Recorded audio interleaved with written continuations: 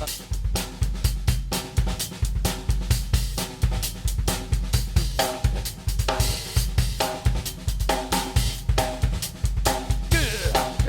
Stubblefield now. Get on up. Yeah.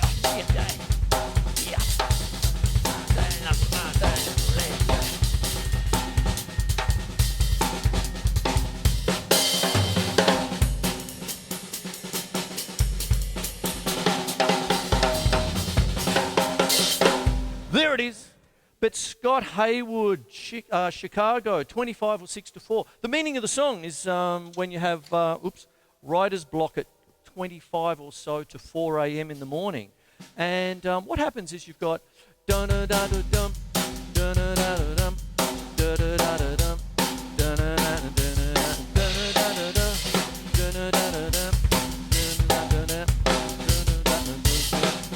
and there's that little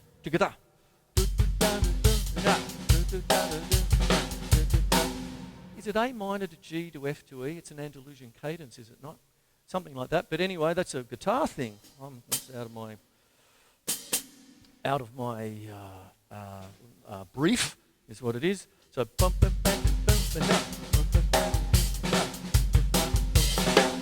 depending on what version you listen to, you can even hear, is it Terry Lamb, the guitarist, brilliant guitarist, sadly passed away, but chickata, chickata on the guitar, and it's just sort of thing, no chord per se, it's just that kind of thing. And so there's that. Now that goes back to quantizing, Scott, because what happens is if you've got the aforementioned beats, 1, 2, 3, 4, it all depends on how you play everything in between. Because what happens is you can be a bit laconic, a bit laid back.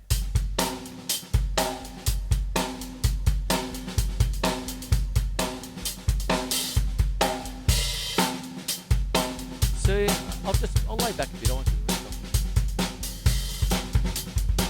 But then I'll be a little bit more tight, right?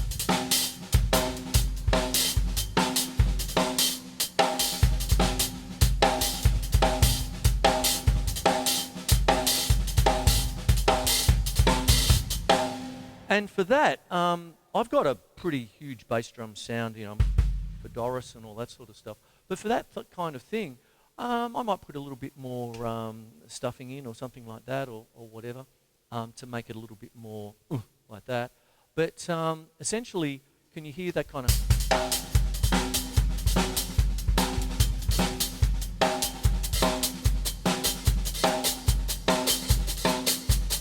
It's nervy, coffee, that kind of thing there. So with 25 or 6 to 4, it also comes into the amen break and the way that things build up in the sense that it's like dun dun dun dun dun ba-da-bop. And you've got to remember Chicago had the most awesome horn section. And when you listen to that, they're so tight. Down, down, rap-up-up, go have a listen, it's brilliant. So the drummer is Danny Serafini, great drummer. I believe I have an old Modern Drummer magazine there where he's on the cover when Chicago, if you leave me now, take a farewell part of me. Oh, woo-hoo-hoo. Whatever that song was. The classic gold 104 FM kind of. There it is there. Anyway, there you go. So there's that. Now, you've asked me about 3 things that makes up a session musician. And first thing I shot straight back and went, who, me, a session musician? You've got to be kidding. I'm not in that scene. Nope. I'll leave that to that click over there. But if you're going to ask me about the 3 main things, the first thing is the skill set, right? You need your skills, right? You need to know what all your beats are. If someone's going to ask, first and foremost, if you're going to do a session, you're getting asked to play because of who you are, right? Now, not who you are as far as, working the scene and networking and all that. Who you are as a musician, the way you play. Someone liked the way you play, all right? So the main thing is, of course, go in and be yourself, because that's what you're getting booked for. Be who you are. Don't be anybody else. But the thing about being who you are is being who you are can be many things if you've got a skill set, right? So the thing is, I've been hamming it up a little bit here with country, you know. Dad left home when I was 3 and he didn't leave much to Ma and me. No.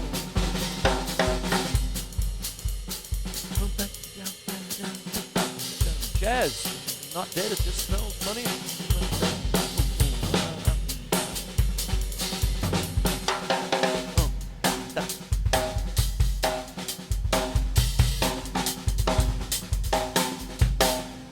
You got to know all these beats, right? Sort of thing. So, you know, and then, you know, like.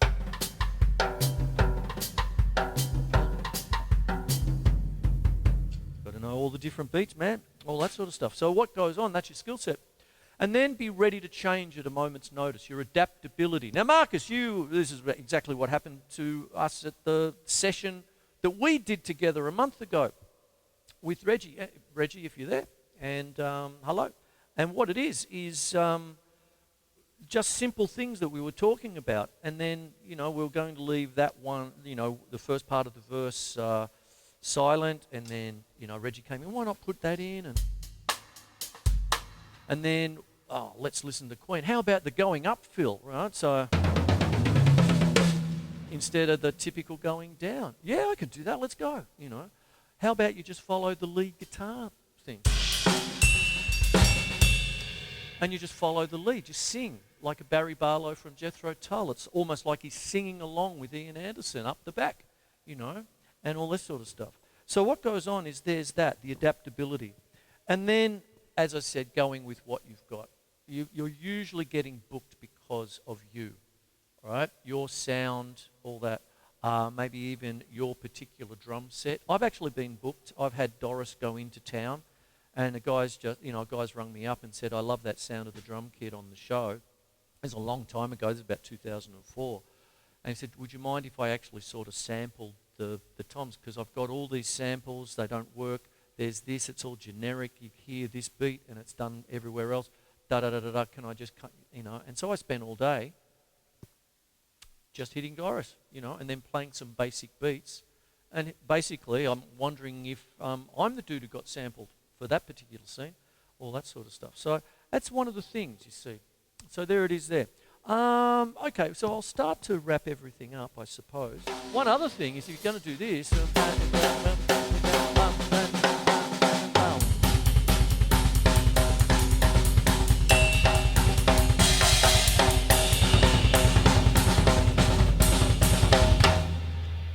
we're back to Van Halen again. Hey, hey, hey, you know, train beat time, only with the feet, you know, that sort of stuff. But that's actually pre-Van Halen. I heard that before, long before Van Halen. Billy Cobham, the first track off his solo album Spectrum, you know, sort of thing. But that's okay. Love you all. Thank you, everyone. Thank you, Nick. Thank you, Scott, Andy, Marcus, Andrew. I hope I answered all your questions. If not, I'll give it another crack next week, hey?